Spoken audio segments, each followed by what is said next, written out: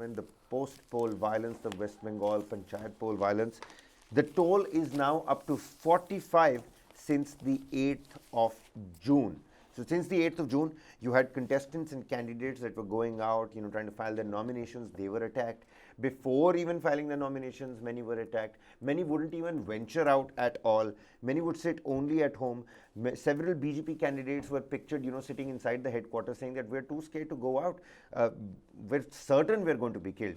On the other hand, you have several people who are 80 plus are still fighting elections from those particular, Zilla Panchayats or those Panchayat seats, and are, undaunted in the face of fear. They're just going on, moving ahead. But the bottom line remains that lot of bloodshed has happened. 18 people died on the day of polling itself. 6 more dead in Bengal poll violence. Relatives say 3 were killed in police firing.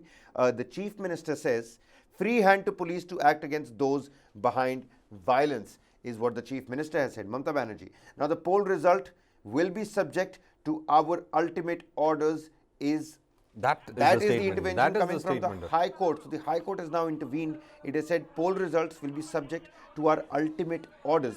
Varghese, throw some light, help the viewers understand, and me as well.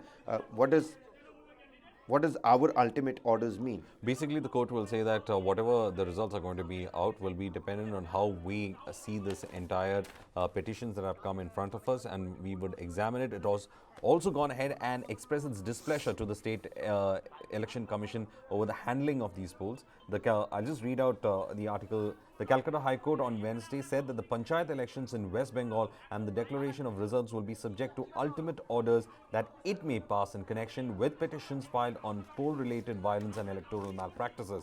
The division bench, which was of Chief Justice T.S. Shivaganam and Justice Hiranmay Bhattacharya, also directed the State Election Commission SEC to inform the winning candidates that their election is subject to further orders to be passed by the court. Basically to say that your victory is not complete. The court will decide whether that victory can be certified or not based on the petitions that have been filed on it. And also the court went on saying that the court has been monitoring the entire process. The bench also expressed displeasure over the SEC's response so far. Now, the SEC is the State Election Commission. We have seen how policemen being beaten up, security officials being beaten up. There have been beaten charges at the polling stations. Even on counting day, there have been situations where the things have gone out of control at certain counting centers, and there had to be lathi charges there. And attacks have been reported on rival candidates and rival parties as well. So it was a complete law and order situation that was there during the period of the elections. So the Calcutta High Court has taken into account all this. There are a batch of petitions that have come questioning some of the election practices that have happened. Some of them saying that they were intimidated. Some of them saying that there was violence against them because of which they cannot express their franchisee. So all that is coming up, and that is where you have the court coming out and saying that you might have won in the process that we see, but your winning is subject to our approval. That is what it means, because we have to go through those petitions. Well, right, absolutely. And, then again, there is a Tanjira Bibi, her picture on the front page here, a wife of Hassan Molla, who was killed near a counting center on Tuesday night at Bhangar. I mean, these voices are far and plenty. And every political analyst that I speak to has only one thing to say: oh, this is not new to Bengal, this is not new to West Bengal. So, I mean, what, do we just continue to let people die? No, this sense of normalcy, violence being normal, a sense of that violence being the norm has been looked into.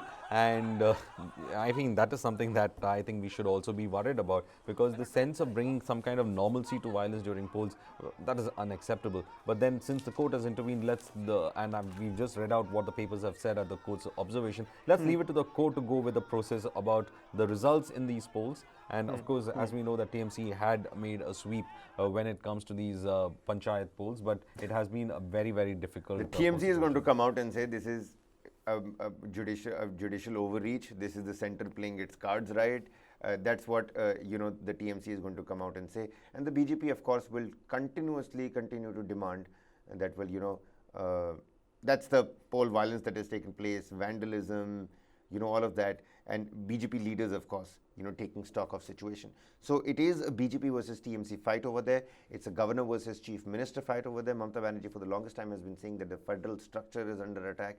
And now, even as TMC sweeps the local panchayat polls, the High Court has intervened. Also, opposition meet is going to take place.